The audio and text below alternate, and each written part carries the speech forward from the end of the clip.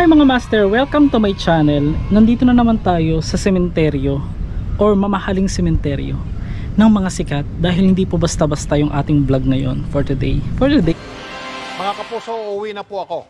So kasama natin si Gray at eto na sa mga request, disclaimer po, ako po ay patuloy pa rin ng kikiramay po sa pamilya ni Sir Mike Enriquez. Ako po si Mike Enriquez, buong puso para sa Pilipino. Ito ang GMA, walang kinikilingan, walang pinoprotektahan. Yo!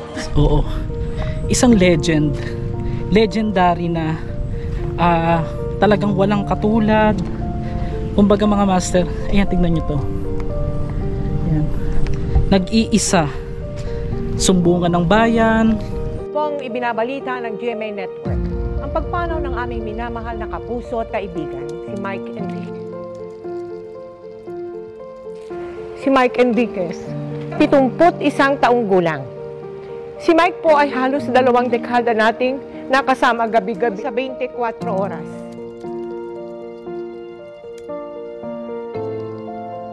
Tutok kami 24 oras. Hanggang makilala siya bilang investigador ng bayan na hindi tinatantana ang maling gawi at tiwali.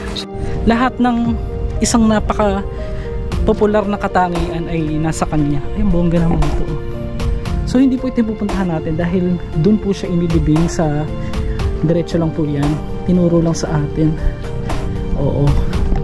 So mga master, sa mga bagong subscriber, hindi po nakakaalam, ako po ay nagbablog ng mga, bukod po sa mga nakakapangilabot, mga kababalaghan, mga kakaibang places o magagandang lugar sa Pilipinas, ay pinupuntahan po natin ang mga sikat na yumao. At ito po ay base po sa mga request. Oo. At may lupa pa yung mismong libingan ni Sir Mike Enriquez. Actually, 2 sikat yung pupuntahan natin for today. Pero unahin ko munang ipakita sa inyo bago po yung puntod ni Mike Enriquez ang isa ring kapuso natin na si Cesar Apolinario, isa pong magaling na documentarist. Isa po ang GMA Network ng pamilya at mga mahal sa buhay ni Cesar sa pagdarasal sa kanyang pagpanaw. Umanaw sa edad na 46 ang batikang reporter, dokumentarista at filmmaker na si Cesar Apolinario. Paglangoy sa dagat ng basura. Dahil nga mistulang burak ang tubig sa dumi. Kami magkakapatid, 8. Ang nanay ko sa bahay lang naglalabada. Anong 8 ng eyewitness? 6 na buwan lang matapos nito, sa harap na siya ng kamera nagtrabaho bilang TV news reporter. Napakagaling din po ng mamamahayag na nagulat din ako, hindi ko inakala na patayin na rin pala siya mga master. So kung bago ka lang dito, please subscribe, mag-like ka ngayon, at huwag mo kalimutang i-hit yung bell button para po sa mga upcoming upload natin. So let's go!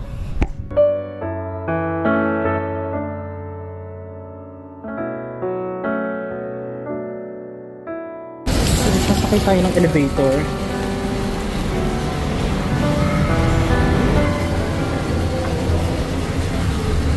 Ayaw magsara. Ano ba yan? Nakatakot naman siya rin. So this is it guys. Pupuntahan na natin yung punto ni Cesar Apolinario. Grabe, hindi ako makapaniwala. Patay na pala. Nagulat din ako. So dito po siya. Sereno. Dito. Ay! Ba't parang sarado? Sarado na? Ayan. Ang dami.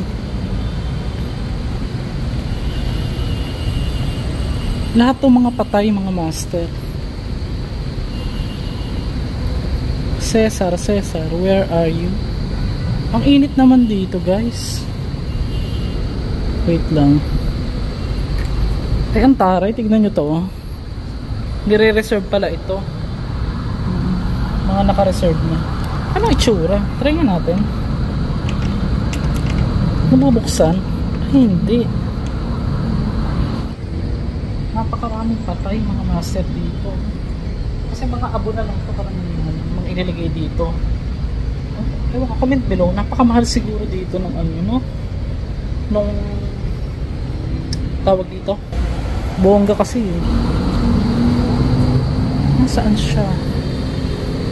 Eto, ayan. So ito na po siya guys, si Cesar Y. Apolinario Jr. Pumanaw po siya nitong May 11, 1973 at pinanganak po siya noong May 11, 1973 at pumanaw po December 13 to 2019. Oo, so ang ating kapuso na si Cesar Apolinario ay dito po inihimlay mga master. Nagulat din po ako kasi 2019, so 20, 21, 22, magpo 4 years na ngayong December. Ang bilis, no? Parang yung mga paniwalang patay na siya mga master. So ito po siya, may nakalagay po dito na I love you dad. So ito siya, ang puntod ng batikang mamamahayag at dokumentarist na si Cesar Y. Apolinario Jr. Ayun pala talaga ang pangalan niya.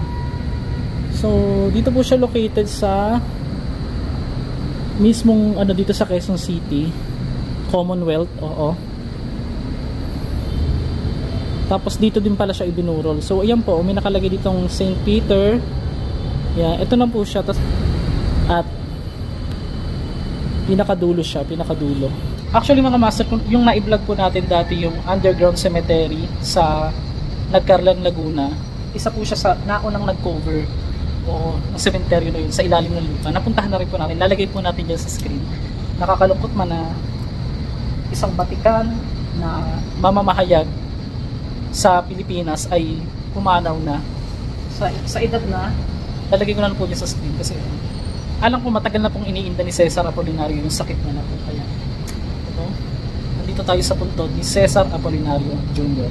So nagpapasalamat po tayo sa kanya, sa kanyang napakagaling at tapat na serbisyo sa Pilipino sa larangan ng broadcasting.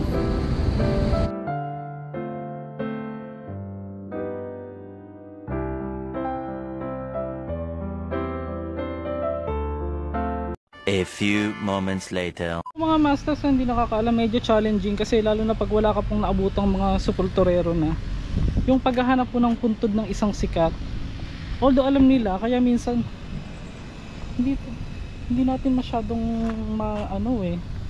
minsan medyo magulo din yung instruction sa atin. Pero tanong natin dito guys. Sorry ba yung nag-video din sa kilala? Anong pangalan ko sir sa YouTube kung natatandaan mo? Sorry. Master Gala, ayun. Bigyan natin sticker si sir. Napapanood mo sir? Kailan daw po ilalagyan ng lapida yun sir? Yung ni Sir Mike? Wala pang abiso yung may-ari. Simple lang no, dyan lang. Ano yung kamag-anak niya ba yung pinaglagyan dyan? Biyanan niya. Yung mismong may kahoy na yun no? Yung mismong may kahoy na yan. Parang hindi mo maiisipin sir no, parang hindi ka pa rin makapaniwala ba na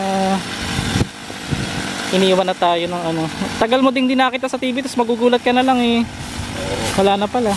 Tuwing undas dati nakikita mo siya. Oo, ngayon siya naman ang bibisitahin. Reality ng buhay natin guys. Grabe na yung reality ng buhay na ang tagal din natin siyang hindi nakita sa TV. Tapos mababalitaan na lang natin guys na wala na pala si Sir Mike. So ito po ulitin ko, disclaimer, ito po ay base po sa mga request at sa mga nagmamahal din po kay Sir Mike Enriquez. Mga master, comment below, ano ba ni Mike Enriquez si Susan Enriquez? Hindi ba kamag-anak or what? Wala kasi masyadong idea pero Sir Mike Enriquez, Michael ba? Ay, meron ditong judge mga master. Bayani Rivera. Saan dito? Nagtutubig ikitang dali lang guys kasi tinuro lang sa akin.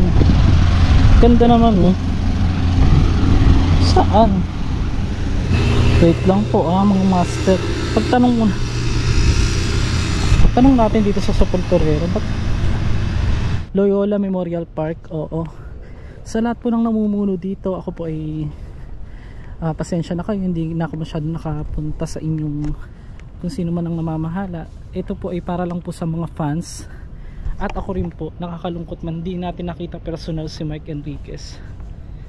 At ito na pala, bagong libing lang. 4 na araw mga master nang inilibing siya. Oh, speaking of ano, sabi ko na mali yung pagkakaturo sa atin.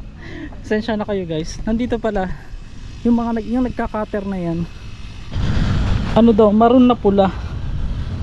Maroon na pula. Nitso na maroon. Para naman ito oh. Pinaglalagyan ng lapida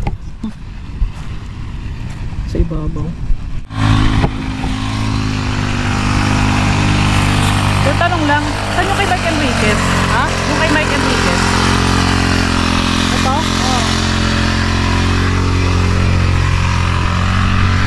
Ito to? Oh. Saan dito sir? Ito pala guys. Ito. Wala pa po siyang ano, lapida. Kaya kung nag-aayos, nag-aano si kuya, wait lang. Ang dami ano. Ito guys oh, inaayos pa lang. Para hindi tayo masyadong gabihin mga master, ito na po yung mismong puntod ni Mike Enriquez. Oo, ang batikang radio broadcaster, TV anchor, talagang such an honor na nakapunta po tayo dito. Pero i-voice over ko na lang, ilalagay ko na lang yung ibang mga masasayang alaala at mga achievements ni Sir Mike. Lumalamig naman ito. Parang may something eh, pero nakakalungkot mga isipin ito guys. Biglang humangin eh. So yan, hindi pa siguro itong napapaayos dahil nga 4 na araw pa lang po nang inilibing po ito. Sa pamilya, ulitin ko po, ako po yung nakikiramay po sa inyo ng buong puso. Sa mga subscriber po na nag-request, ito po, pinuntahan na natin. Ito yung mismong pinakapuntod ni Sir Mike Enriquez. So natatandaan nyo ba yung nag-viral sa social media na sapilitang excuse me po, ating mga ano ang buhay natin no? Kahit nasaan tayong lugar, kahit nasaan tayong posisyon sa buhay, darating at darating yung araw ng ating huling sandali dito po sa mundo. Ang mahalaga ay nakagawa tayo ng mga pagpapasaya, mga napakahalagang gampanin. Ang mission niya ni Sir Mike ay ang maghatid sa atin ng mga legit na balita at naiparating sa atin. Bata pa lang ako talaga mga master ay talagang lagi ko nang pinapanood. Pagkagaling sa eskwela, galing sa naghahanap tayo ng balita, ibinabalita nila sa atin. Kaya napaka such an honor and blessed na nakapunta po ako dito sa inyong puntod, Sir Mike Enriquez. Maraming salamat po sa lahat ng iyong naibigay na serbisyo sa amin pong mga Pilipino. Saludo ako sa iyo, Sir Mike. Isa sa hindi ko makakalimutan kay Sir Mike Enriquez yung pagkagaling ko sa school, papasok ako ng bahay at pagpadilim na ay pinapakinggan ko lagi. Kahit sa umaga man ay lagi kong napapakinggan ang kanyang boses.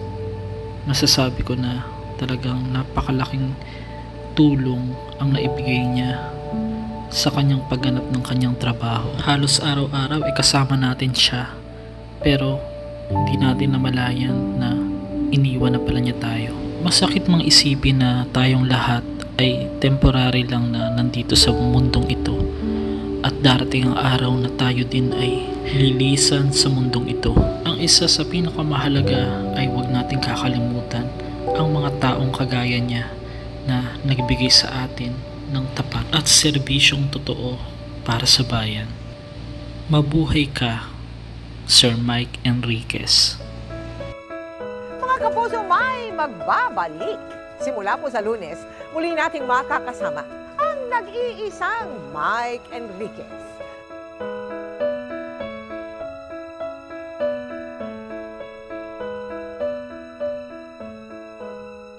Ang ma-share ko lang sa mga dadaan sa pinagdaanan ko is keep the faith. Never lose faith.